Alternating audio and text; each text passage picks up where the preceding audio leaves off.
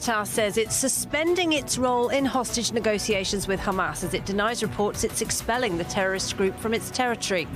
Men chained up, beaten, whipped and forced to wear sacks over their heads. The IDF discovers footage showing Hamas torturing Palestinians. And Yemen's Houthis welcome the killing of 2 Saudi officers by a Yemeni soldier, calling it a sign of things to come.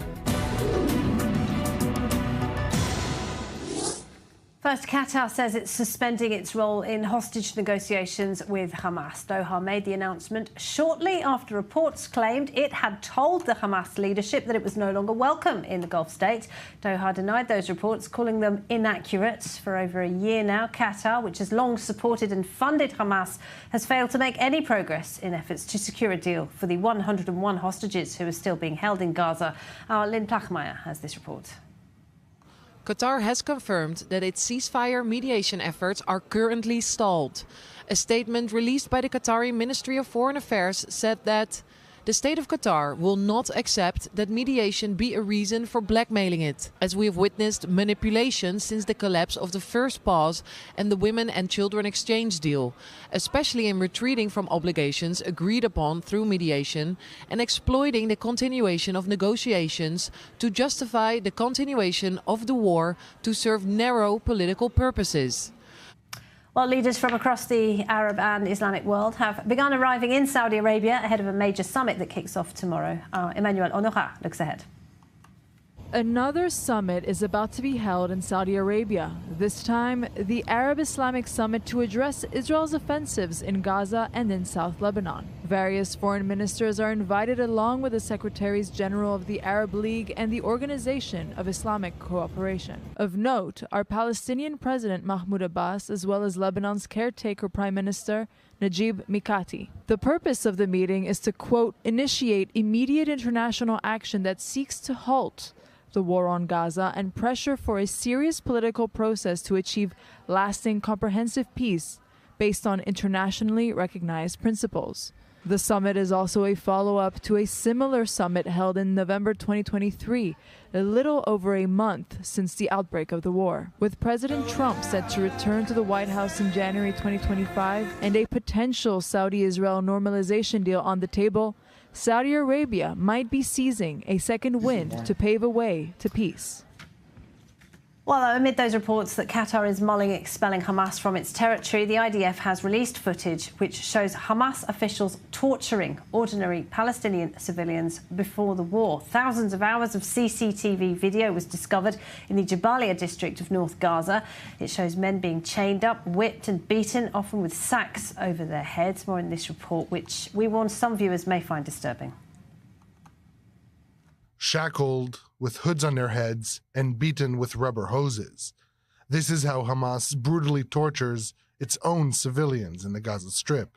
The IDF released 46 minutes of footage it found in a Hamas internal security compound in northern Gaza's Jabalia, documenting severe abuse of Palestinians under their rule. The materials, dated between 2018 and 2020, reveal Hamas's brutal methods of interrogating civilians while violating the human rights of Palestinians suspected of dissent or collaboration with Israel. Over the past year, there have been increasing testimonies by Gazans who were tortured by Hamas's internal security.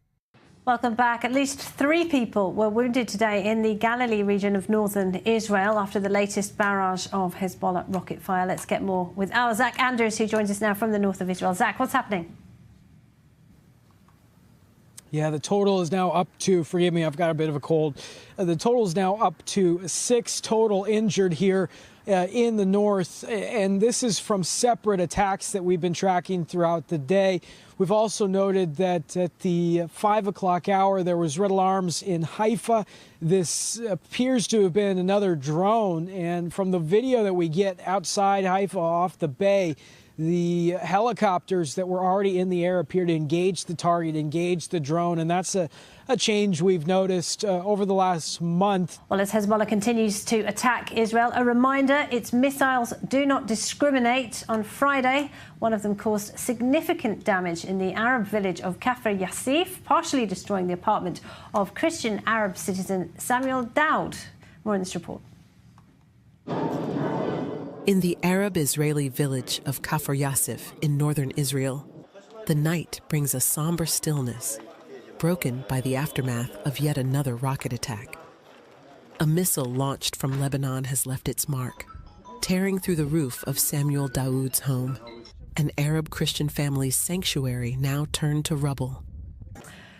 The United States says its warplanes carried out strikes on the Houthis in Yemen last night, targeting advanced weapons storage facilities. Meanwhile, in Houthi-controlled Sana'a, protesters turned out to show their dismay at the U.S. election results. DODZTITOTS has more.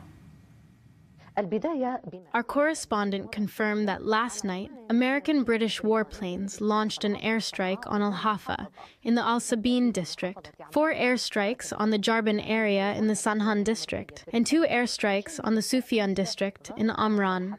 The Palestinian Mujahideen movement strongly condemned the new American-British aggression against Yemen.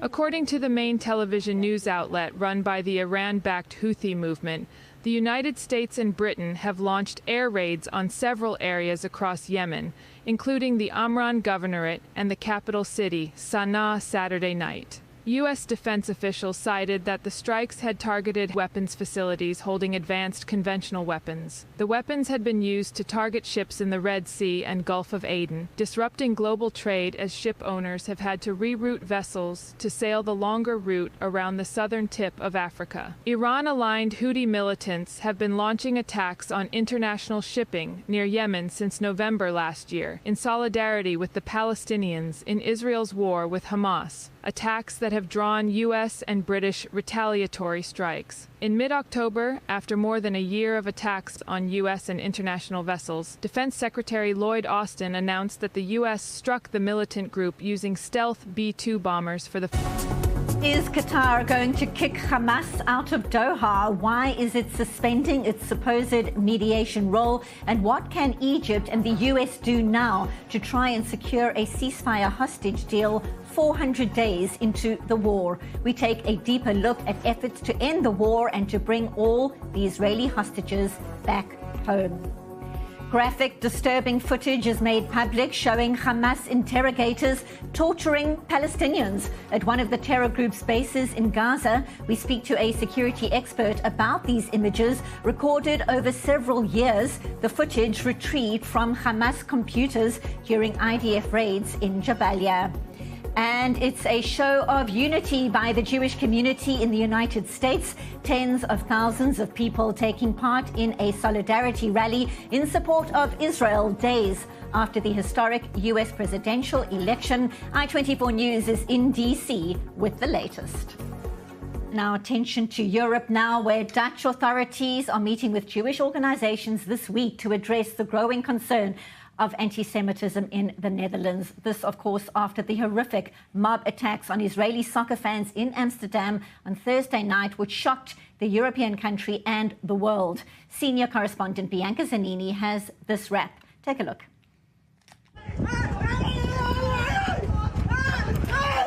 The shocking images that went viral this weekend, showing large groups of men violently and repeatedly attacking Israeli soccer fans in Amsterdam. 5 people were hospitalized, and riot police had to intervene several times, including to protect the Israeli supporters and escort them to their hotels. Israel sent 2 planes to the Netherlands to bring the Israeli fans home.